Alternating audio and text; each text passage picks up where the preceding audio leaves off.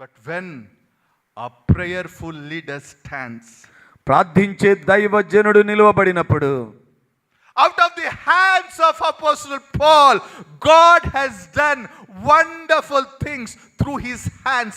The Holy Spirit was poured upon multitudes, upon nations, upon countries. అపొస్తలుడైన పౌలు యొక్క చేతుల ద్వారా దేవుడు ఎంతో గొప్ప కార్యాలు, అద్భుతాలు జరిగించాడండి. ఆసియా ఖండములోను ఆ ప్రాంతాలన్నిటిలో కూడాను ఎవరెవరి మీద అయితే అపొస్తలుడైన పౌలు చేతులుంచాడో వారందరూ కూడా పరిశుద్ధాత్మ శక్తి చేత నింపబడ్డారు. In this morning time, ఈ ఉదయకాలమందు will you still yield to prayerlessness? ప్రార్థన లేమిలోనే ఇంకా ఉంటావా? Or will you lead to the place of prayer which would produce life in your church, in your city, in your state, in your country? ప్రార్థన చేయని తనములో ఉండి మరణాన్ని ఉత్పత్తి చేసేవానివిగా దానివిగా ఉంటావా? లేకపోతే ప్రార్థించి నీ సంఘానికి, నీ పట్టణానికి, నీ రాష్ట్రానికి, దేశానికి జీవమునందించే బిడ్డగా ఉంటావా? The greatest enemy of God is not a Lucifer. The greatest enemy of God is a prayerlessness pastor. దేవునికి అత్యంత బద్ధ శత్రువు లూసిఫర్ కాదండి, సాతాను కాదండి. దేవునికి అత్యంత బద్ధ శత్రువు ప్రార్థన చేయని సేవకుడు, ప్రార్థన చేయని విశ్వాసే. This prayerlessness pastor is a backstabber unto God.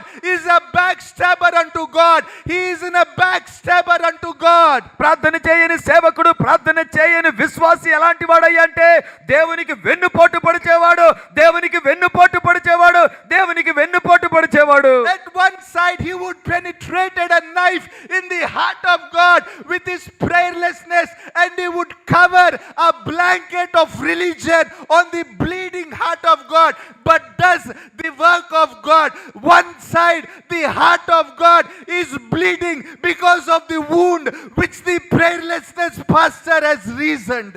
ప్రార్థన చేయని సేవకుని వలన ఒకవైపున దేవుని యొక్క హృదయంలో కత్తితో గుచ్చి, ఆ కత్తితో గుచ్చబడిన దానిని బట్టి దేవుని యొక్క హృదయంలో నుండి రక్తము కారుచూ ఉండగా ఏమీ జరగనట్లుగానే మతం అనేటటువంటి దానితోటి దాని మీద దుప్పటి కప్పి ఏమీ జరగలేదన్నట్లుగా ప్రవర్తించుతూ ఉన్నాడు దైవజనుడు. For how long you've been covering a blanket on every Sunday? How many blankets you have covered on the wound which you have created in the heart of God?